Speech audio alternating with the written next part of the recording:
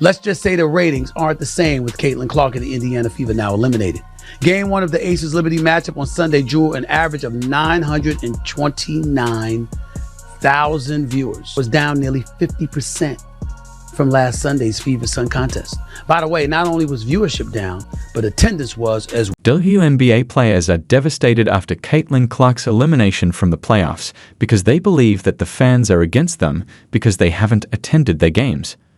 The WNBA hasn't been able to manage the situation since Caitlin's ouster due of BS fouls against her, and the latest statistics from the semi-finals have been released. The WNBA has already experienced a drop in viewership since Caitlin Clark was eliminated, and the situation will likely worsen as the playoffs go on.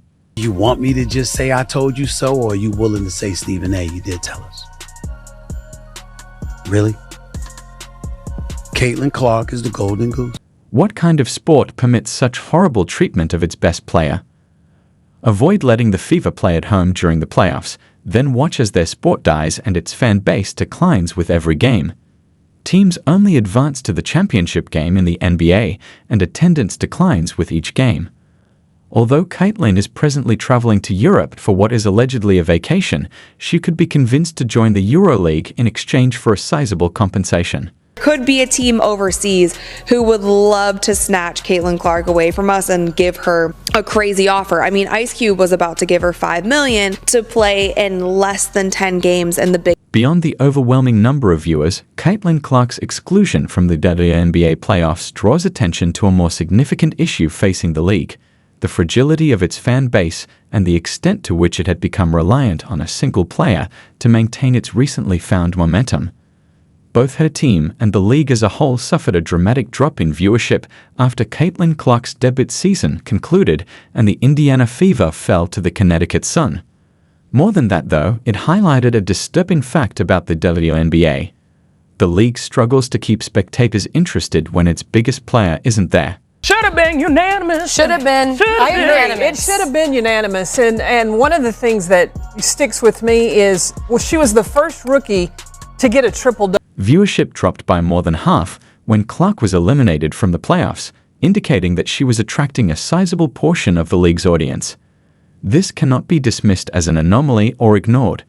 The WNBA has demonstrated that it cannot retain its viewership without Caitlin Clark, whose star power has been essential to the league's ability to attract fans. Asia Wilson, 28 years old, 1,000 points in the regular season. Why is that not the biggest story out at the moment? And why are we talking about Caitlin Clark? Why exactly? Why when Asia was releasing a shoe were we talking about Caitlin? The series versus the Connecticut Sun, in which Clark was repeatedly fouled hard, yet the refs were reluctant to raise the alarm, is a great example of this. Fans at home couldn't help but get upset as Clark was tossed around the floor with little support from the officials, and it appeared as though the league didn't completely realize how important it was to safeguard its finest player. Officiating has long been a concern for the WNBA, particularly when it comes to violent play, but it becomes a much bigger issue when the player at the center of your league's comeback is treated in this manner. Given how crucial she is to the league's success, the WNBA cannot afford to allow its brightest star to be humiliated in this way.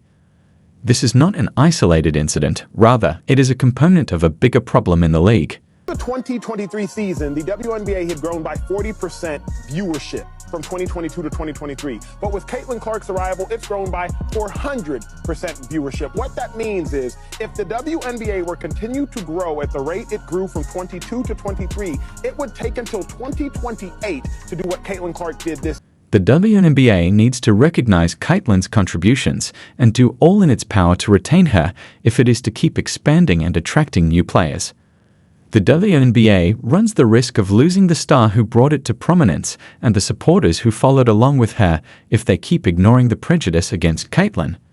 As the WNBA navigates the post-Clark era, the upcoming months will be critical. In order to avoid losing the momentum it has worked so hard to establish going ahead, the league needs to act quickly to solve the problems that her absence has brought to light. To view more videos now, subscribe as well. In Pakistan, appy.whatsapp.com was sponsored by Coca-Cola.